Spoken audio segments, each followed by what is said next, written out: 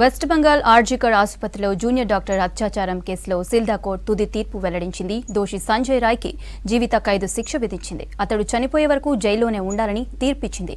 CBI ఉరిశిక్ష విధించాలని వాదించగా అత్యంత అరుదైన కేసు కానందున మరణశిక్ష విధించడం లేదని స్పష్టం చేసింది. సిల్దా కోర్టు తీర్పుపై సీఎం మమతా బెనర్జీ అసంతృప్తి వ్యక్తం చేశారు. దోషికి కఠిన శిక్ష పడేలా ఉన్నత న్యాయస్థానాలకు వెళ్తామన్నారు జూనియర్ డాక్టర్లు.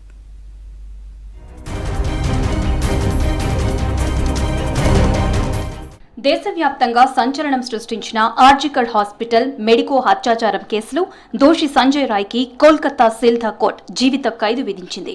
దోషికి 50,000 రూపాయల జరిమానా విధించింది. గత శనివారమే కోర్టు రాయ్ని దోషిగా తేల్చింది. ఈ శిక్ష ఖరారు చేయడానికి ముందు న్యాయమూర్తి ఇరుపక్షాల వాదనలు విన్నారు.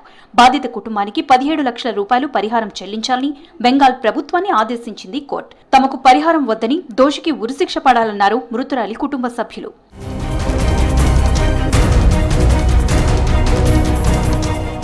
శిక్ష ఖరారుకు ముందు పటిష్ట బందోబస్తు మధ్య సిల్దా కోర్టులో హాజరుపరిచారు పోలీసులు. 500 మంది పోలీసులు భారీగా మోహరించి శాంతి భద్రతలను అదుపు చేశారు. కోర్టు ప్రాంగణానికి ప్రజలు పెద్ద ఎత్తున తరలివచ్చారు. సంజయ్ని కోర్టు ముందు హాజరుపరిచారు పోలీసులు. విచారణ సమయంలో తాను నిర్దోషినన్నాడు సంజయ్ రాయ్. కస్టడీలో తనను టార్చర్ చేసి బలవంతంగా నేరం ఒప్పించేలా చేశారని ఆరోపించారు. తప్పు చేసి ఉంటే తన రుద్రాక్షమాల ఘటన జరిగిన ప్రాంతంలో దొరికి ఉండేదన్నారు. దోషి వాదనలు విన్న న్యాయమూర్తి అనిర్బన్ దాస్ ఘటనపై సరైన సాక్ష్యాలు ఉన్నాయని స్పష్టం చేశారు.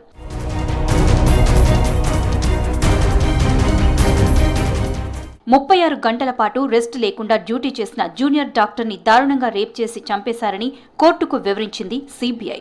ఇది అత్యంత అరుదైన కేసని కోర్టుకు తెలిపారు సిబిఐ అధికారి. దోషికి ఉరిశిక్ష విధించాలని న్యాయస్థానంలో వాదనలు వినిపించారు. ఈ ఘటన అరుదైన కేసు కేటగిరీలోకి రాదని చెప్పారు సిల్దా కోర్టు జడ్జి. మరణశిక్ష విధించకపోవడానికి ఇదే కారణమన్నారు.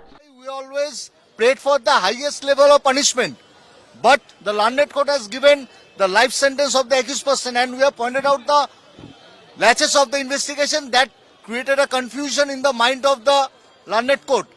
That is the reflection of the judgment.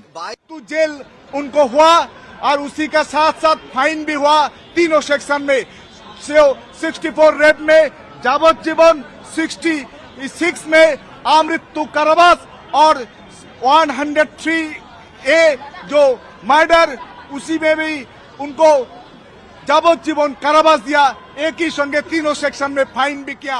గతేడాది ఆగస్టు 9న రాత్రి ఆర్జికర్ ఆసుపత్రి సెమినార్ రూమ్ లో ఒంటరిగా నిద్రిస్తున్న జూనియర్ డాక్టర్ పై అత్యాచారం చేశాడు రాయ్. తెల్లవారుజామున 3 గంటల నుంచి 6 గంటల మధ్యలో డాక్టర్ ని రేప్ చేసి చంపేశాడు. ఈ ఘటనపై దేశవ్యాప్తంగా తీవ్ర నిరసనలు జరిగాయి. సీసీ ఫుటేజ్ ఆధారంగా ఆగస్టు 10న సంజయ్ రాయ్ ని అదుపులోకి తీసుకున్నారు పోలీసులు. ఘటన జరిగిన ప్రాంతంలో దొరికిన బ్లూటూత్ సంజయ్ బ్లూటూత్ తో సరిపోలడంతో అతడిని అరెస్టు చేశారు. వెస్ట్ బెంగాల్ హైకోర్టు ఆదేశాలతో ఈ కేసును సిబిఐ దర్యాప్తు చేసింది. ఈ కేసుకు సంబంధించిన సిల్దా కోర్టుకు ఛార్జ్షీట్ సమర్పించింది సిబిఐ. ప్రధాన నిందితుడు సంజయ్ రాయ్ పేరును మాత్రమే ఛార్జ్షీట్లో చేర్చింది. సామూహిక అత్యాచారం విషయాన్ని ఛార్జ్షీట్లో ప్రస్తావించలేదు.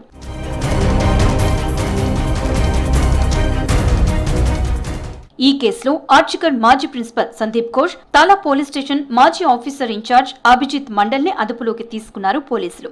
సాక్ష్యాలు తారుమారు చేశారన్న ఆరోపణలపై ఇద్దరిని అరెస్టు చేశారు. తర్వాత ప్రత్యేక న్యాయస్థానంలో వాళ్ళిద్దరూ బెయిల్ పై రిలీజ్ అయ్యారు. అరెస్ట్ అయినప్పటి నుంచి 3 నెలల వరకు సప్లిమెంటరీ ఛార్జ్ షీట్ ని ఫైల్ చేయకపోవడంతో బెయిల్ వచ్చింది. ఆర్జికర్ కేసులో తీర్పు సంతృప్తికరంగా లేదన్నారు వెస్ట్ బెంగాల్ సీఎం మమతా బెనర్జీ. తాము మొదటి నుంచి దోషికి ఉరిశిక్ష విధించాలని కోరినట్లు చెప్పారు. కోర్టు నిర్ణయంపై తాను ఏమీ మాట్లాడలేనని చెప్పారు. ఈ కేసు తమ పరిధిలో ఉండి ఉంటే ఉరిశిక్ష పడేలా చూసేవాళ్లమన్నారు మమతా బెనర్జీ. సిల్దా కోర్టు దగ్గర దోషి సంజయ్కి మరణశిక్ష విధించాలని డిమాండ్ చేశారు జూనియర్ డాక్టర్లు. దోషికి జీవిత ఖైదు సరిపోదని ఉరిశిక్ష విధించాలని నిరసన చేశారు. మరింత కఠిన శిక్ష విధించేలా ఉన్నత న్యాయస్థానాలను ఆశ్రయిస్తామన్నారు జూనియర్ డాక్టర్లు.